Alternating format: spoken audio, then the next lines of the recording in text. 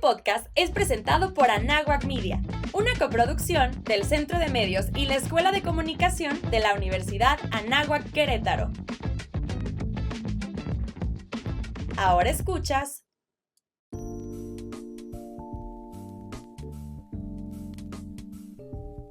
Bienvenidos a otro episodio más de La Voz de los Teóricos, el espacio donde todos podemos explorar ese arquitecto interior, viajando en el tiempo a través de las historias que los edificios nos quieren contar. Aquí las preguntas no tienen límites y vamos a debatir, reflexionar y construir nuevas ideas. Listos para cuestionarnos todo, y con esa curiosidad descubriremos cómo la arquitectura ha modelado nuestro mundo. Así que ponte cómodo y acompáñanos a pensar, cuestionar y vivir arquitectura. Esto es La Voz de los Teóricos.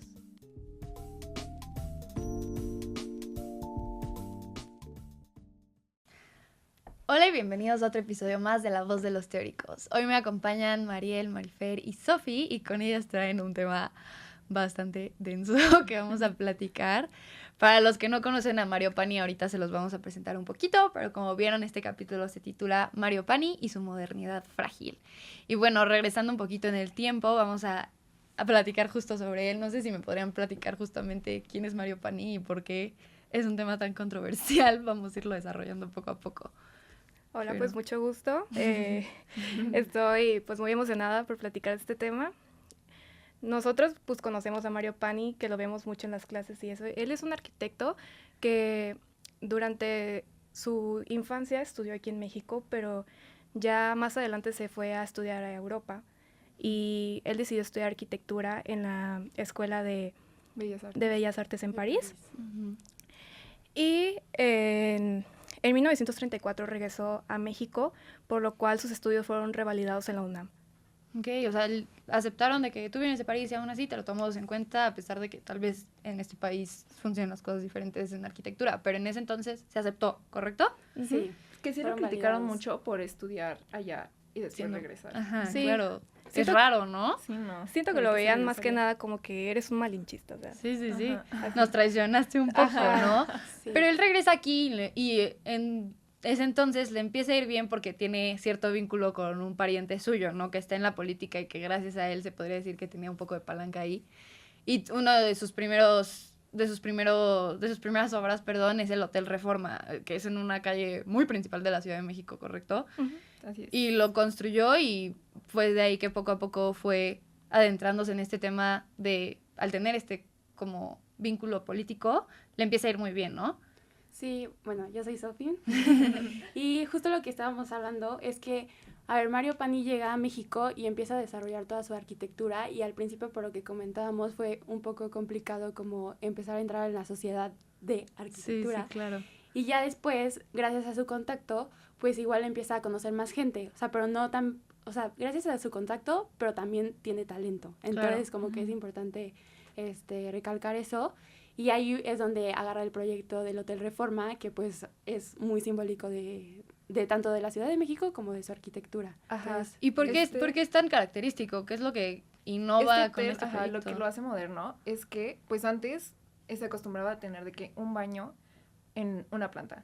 Okay. Y él lo que hizo fue implementar de que un baño por cada habitación. También implementó el roof garden, que siento que ahorita, o sea, fue un legado que se queda permanentemente. O sea, ahorita en todos los edificios hay roof garden. Y también el aire acondicionado, de que en todos lados. Sí. Antes no implementaban eso. Entonces aquí nos empieza a traer Mario Pani, este personaje, nos empieza a traer una probadita de la modernidad, ¿no? Y lo que mencionábamos, por las conexiones políticas, es que se logra posicionar, creo que era su tío, ¿no? El que... Sí, su tío era Alberto J. Pani y él era secretario de Hacienda. Y a través de eso, pues, le fueron abriendo muchas puertas, ¿no? ¿Y creen que, o sea, esto fue, como decían, por su talento o también por esa conexión, o un poco de ambas? Pues yo creo que, o sea, sí tiene que ver conocer este tipo de personas para que le abriera puertas, pero yo creo que no, o sea, su visión y su habilidad para construir fue lo que lo llevó a que le dieran estos proyectos. Y poco a poco, así como con este ejemplo, fue desarrollando otros, ¿no? Otro de sus ejemplos es la Torre Escuela Nacional de Maestros, ¿no? Pero ¿qué pasó con este edificio? ¿Qué nos pueden platicar? Bueno, pues este edificio fue hecho a mediados de la década de los 40 y fue otorgado por Jaime Torres Boquet, que era el secretario de Educación Pública. Okay. Y Sí, pues eran amigos desde sí, chiquitos. eran amigos Ok. desde primaria, se puede decir, de el momento que él estudiaba aquí en Ciudad de México, antes de que se Ok. fuera a Europa. Y esa torre es una torre que mide 71 metros de altura. Ok. Y podemos hablar que pues tiene una deficiente cimentación. Pero también, ¿dónde está ubicada? Tiene mucho que ver con su ubicación, ¿no? Sí, Sí, no, el subsuelo está... Ajá, pero se ubica en el lecho del lago de Texcoco, entonces ahí podemos darnos una idea de que pues el suelo pues no era apto Sí. para ese tipo de Sí, edificaciones. justo... ah, bueno. Y, o sea, y, pues justo por todo este tema de la cimentación, de que pues no era lo suficientemente fuerte, en 1972 pues fue demolida, se decidió ser demolida. Pero esto fue a causa de unos daños, ¿no? Ajá, Creo que de hecho durante su construcción, gente de su mismo equipo, ingenieros y así, lo retaban un poco y le decían como, aguas, tal vez no estás cumpliendo con los cálculos necesarios o la cimentación necesaria.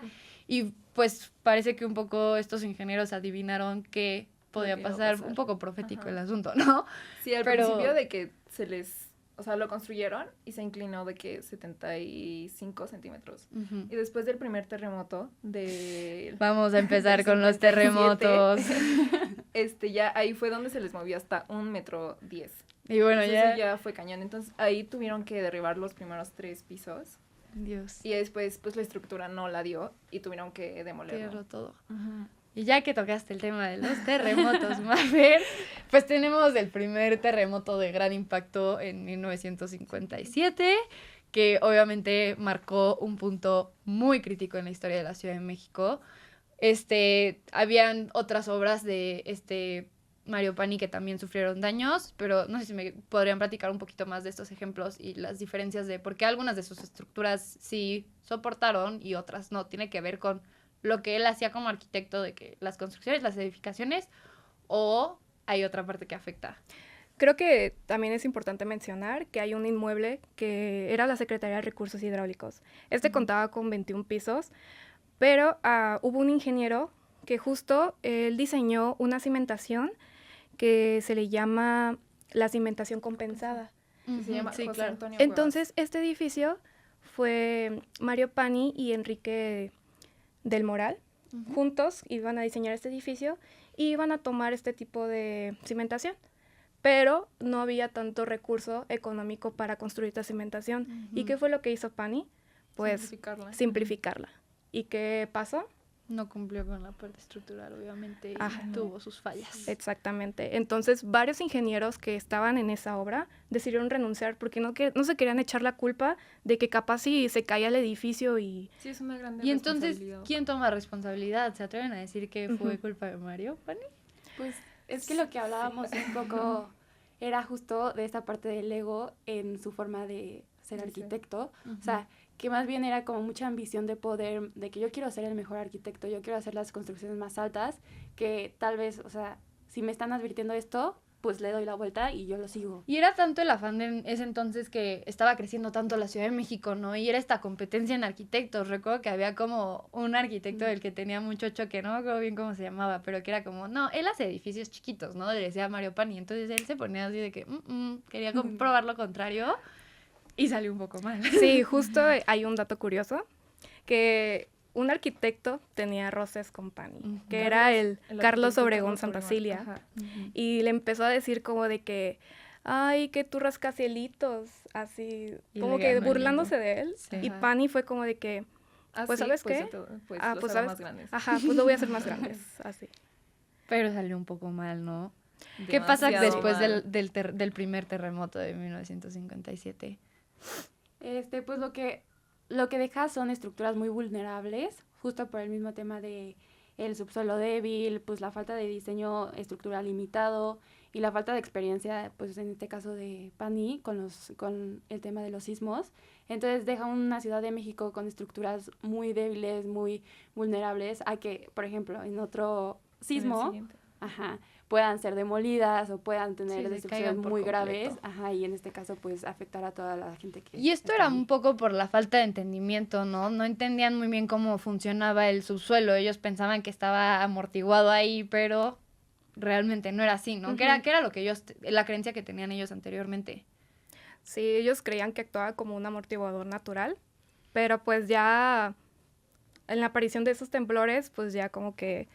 Y afectaba más a los edificios altos, ¿no? Sí, justo, o sea, entre más alto, más se veía, porque antes, pues la Ciudad de México eran edificios de, ponle que de 2 pisos o algo así, Sí. y no pasaba nada, o sea, había temblores, pero no pasaba nada, y ya que se empezaron a dar cuenta, ya que empezaron a crecer esos edificios. Sí. Sí, pues ahí también se dieron cuenta que el reglamento de construcción pues realmente no estaba bien capacitado. Sí, Y lo Por el suelo adaptaron, ¿no? Sí, y ahí ahí tuvieron que como adaptarlo. detonó esa búsqueda de hacer las estructuras pues más duraderas. Y bueno, pues ya hablando de otros edificios, podemos decir de que el multifamiliar de Miguel Alemán, que este pues fue un encargo del presidente, ahí ya podemos hablar de contactos, o sea, ahí ya fue de que contacto, de que, Sí. porque el ISSSTE había construido y le sobraban como 40,000 metros cuadrados de terreno, entonces a Pani le gustaba mucho aprovechar los terrenos, y fue cuando le dijeron, pues tú construye ahí. Y pues ese multifamiliar salió victorioso. Pero después el multifamiliar Juárez, adivina dónde fue construido. En el lago Texcoco. No, ¿Ah, no? fue en la colonia, bueno, por Roma Sur. Sí. Pero ahí también pegaban los Sismos. a los Y también el sismos. terreno era de ese estilo, ¿no? Ajá. Que no soportaba. Y la verdad, o sea, hubo más controversia en el multifamiliar Juárez, porque ahí sí fallecieron muchísima gente. No es lo más fuerte. Ahí ya ¿no? podemos hablar de comentarios de personas Sí. que dicen de que, ay, por culpa de Mario Pani se murió mi familia, o sea, Sí, ya, ese ya es muy ese fuerte. nivel. ¿Y qué responsabilidad toma Pani? O sea, él vivió para ver a sus edificios caerse, ¿no? Justo, o ¿Qué sea. respuesta daba?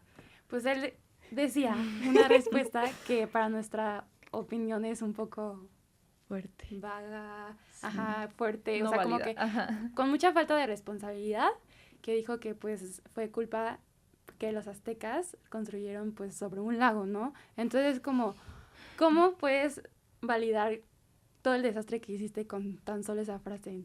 Y No sé, siendo como- consciente de que si era así, ¿por qué no tomaste unas medidas tal vez más, pues sí, de prever esos posibles Sí, daños, justo. ¿no? Aparte, o sea, aparte de que él ya lo sabía, se lo recordaron varias veces de que Sí. ten cuidado porque la gente no perdona errores personales. Ah, Sí. sí. Es que también Pani, o sea, yo no sé por qué él, en vez de, ok, mis edificios son altos y todo, ¿por qué mejor él no implementó una cimentación que pudiera ser buena y que se hiciera famoso por eso? O sea, Sí, de que no se justamente. caen mis edificios. Sí. Porque él se A quedó... pesar de este reto, Ajá, pues, o Ajá. sea, porque él se quedó como que con el mismo conocimiento y no quiso Innovar. aprender más o Ajá. diseñar algo mejor que pudiera Innovador. funcionar con sus edificios. y bueno, llega justamente el sismo de 1985 y aquí es donde verdaderamente se ve los efectos más fuertes, ¿no? Sí, como ya había pasado el sismo anterior, pues todas las construcciones ya estaban más débiles. Entonces, ahora sí, Sí. si no se cayeron, ahora sí las derrumbó todas. Y cambió por completo el skyline que conocemos tal vez de la Ciudad de De la Ciudad de México, ¿no? México. Hubieron estos cambios muy fuertes. Y a pesar de que Mario Pani nos trajo de alguna forma esta modernidad, fue derrumbada por un sismo.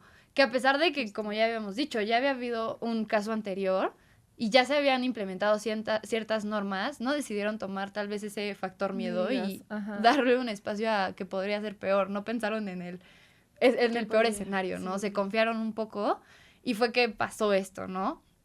Y justamente, ¿qué pasa aquí? O sea, esto es como, se puede decir que colapsó esta modernidad que había traído, ¿no?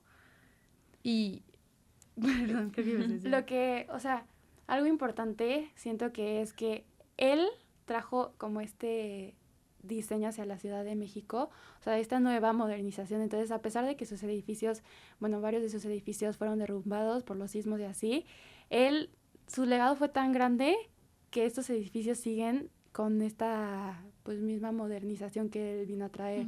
O sea, entonces ahí nos podemos dar cuenta igual de lo fuerte que fue su impacto en la arquitectura. Sí, o sea, ¿cómo Tanto en la- recordamos ajá. ese legado, no? Justo. Y siento que tampoco le tenemos que echar toda la culpa a Mario Pani, porque también a varios arquitectos se les cayeron los edificios, no fue nomás el a él. único.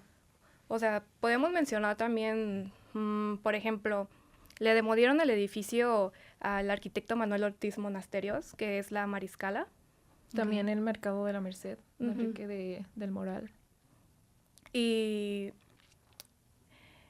Y pues también en la Universidad Iberoamericana también sufrió sí. daños. Sí, que hay un edificio igual, ¿no?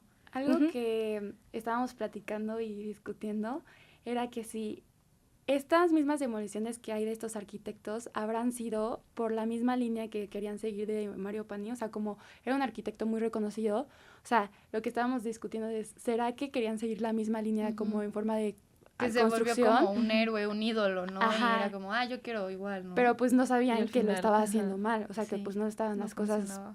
bien hechas, entonces pues eso era Y algo. para concluir un poco, ¿cuál creen que podría ser como la lección que nos deja entonces de su trayectoria Mario Pani? ¿Qué debemos de hacer hoy en día y qué es importante reconocer para que no vuelvan a pasar estos errores que se llevaron vidas de por medio? Aprender, o sea, seguir aprendiendo, no hay que quedarse con lo que uno ya tiene, o sea, si ve que hay errores, hay que buscar soluciones. Y creo Sí. que arquitectura se basa mucho por prueba y error, ¿no? Sí, claro. justo eso. esa Tenemos palabra. tantos ejemplos del pasado, o sea, una historia de miles y miles de años desde que empezaron a hacer construcciones.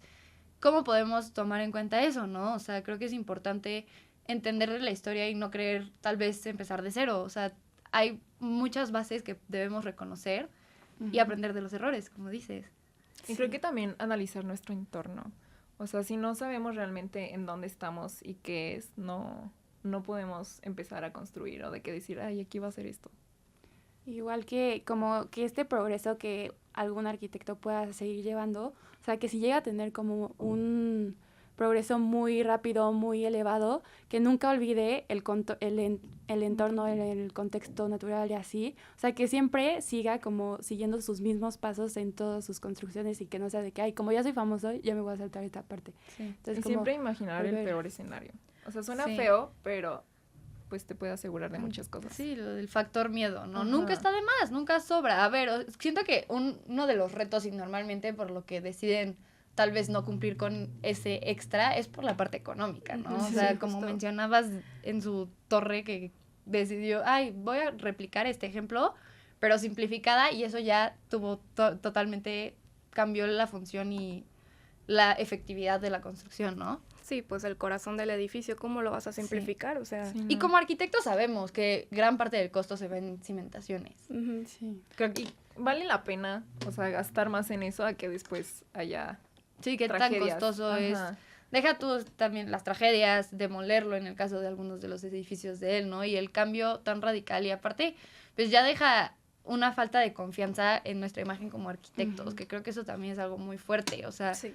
ya hay esta desconfianza que nos afecta día a día y en un futuro, pues, es difícil recuperarla.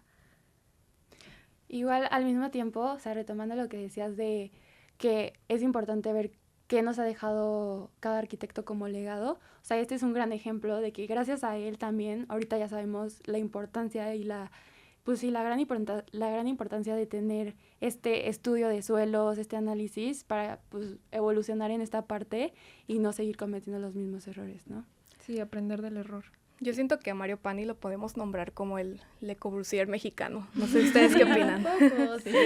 Sí, porque nos dejó mucho los principios y las bases adaptado a lo que vivimos en nuestro país o en nuestras condiciones de entornos y así. Y creo que justamente dices, ¿por qué Le Corbusier, no? ¿Por qué lo comparamos con él? Un poco es por esa parte de que traía buenos principios y que tal vez no coincidimos con él tanto en la parte personal y no nos puede caer tan bien en ese lado, pero que sí agradecemos esas aportaciones porque al final fueron visionarios en la historia, ¿no?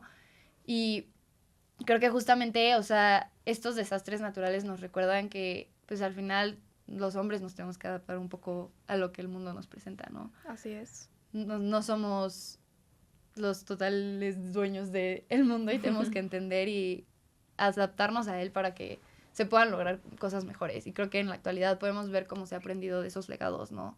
De estos arquitectos. Podemos hablar de miles de arquitectos en la historia. Y creo que es interesantísimo entender esa parte. Pero nuevamente quiero como dar un hincapié en la parte de la ética y de los arquitectos, ¿no? O sea, que es súper importante que vaya de la mano y que no se debe de ignorar. Ujú. Yo siento que justo, o sea, es es algo complicado el poder, en arquitectos famosos, poder llegar a hacer este conjunto, pero deberíamos de nosotras, no sé, que ahorita estamos estudiando arquitectura, poder llegar a este conjunto que la sociedad tanto necesita, ¿no? O sea, para no cometer estos errores de que mi ética se divida de mi arquitectura, ¿no? O sea, como lograr este conjunto para pues una mejor hasta visión de la arquitectura. Entonces, ¿cuál es nuestra tarea como arquitectos? Seguir aprendiendo, ¿no? Seguir investigando. O sea, no, creo que muchas veces se da la idea que, pues, igual y carreras como medicina y así son las que están constantemente leyendo, y a los arquitectos tal vez nos falla un poco esa parte, ¿no? De investigación. También los arquitectos tienen que ir de la mano con la ingeniería, o sea, Sí, nosotros... no pelearse. La pelea de que ingenieros y Cañona. arquitectos, cañona, pero realmente también los arquitectos tenemos que tomar en cuenta cosas de ingeniería, o sea, no nomás ser de que nosotros y nuestros diseños, para que se vea súper guau y Sí, nosotros como llevarnos el proyectista crédito. nada más. Sí. No. Esa colaboración creo que tiene mucho más futuro y mucho más valor que querer trabajar individualmente. O sea, en este mundo todo es en conjunto y Sí. creo que tenemos que tomar esas herramientas a nuestro favor en vez de pelearnos un poco, ¿no? Y bueno, ya para concluir un poco, me encantaría escuchar un poco su reflexión sobre qué limitaciones creen que esto puede traer, o sea, en nuestra vida de la modernidad, ¿no? O sea, tomando esto en cuenta, o sea, cómo deberíamos de seguir este recorrido de arquitectura. Pues hay que aprender de la historia y de los errores y pues hay que mejorar. Y no hay que ignorar el entorno natural. Es como la frase que dice, el que sabe su historia tiende a no repetirla. Entonces, Me pues, encantó esa conclusión. siento Y- que esta es mi conclusión de, Muy neta, clara. de De esta todo. historia, bueno, de este Sí. tema. Sí, totalmente. Igual siento que le podemos aprender mucho del gran impacto de modernización que nos trajo, entonces como seguir esta evolución que pues él empezó, entonces seguir con esto, Pero pero de mejorarla. la mano de la parte ética. Sí, justo, pues Mario Pani sí hizo un skyline en México, la verdad. Sí, nos dio las bases para lo que Sí, hoy no. conocemos como nuestra Ciudad de México, ¿no? Sí. Y bueno, con eso nos despedimos. Muchísimas gracias. Muchas Y gracias. Muchas gracias por compartir. Y a los que nos están escuchando los dejo con esa reflexión, que sigan pensando este lado de ética y arquitectura y cómo deben de ir de la mano, ¿no? Y bueno, esto fue La Voz de los Teóricos.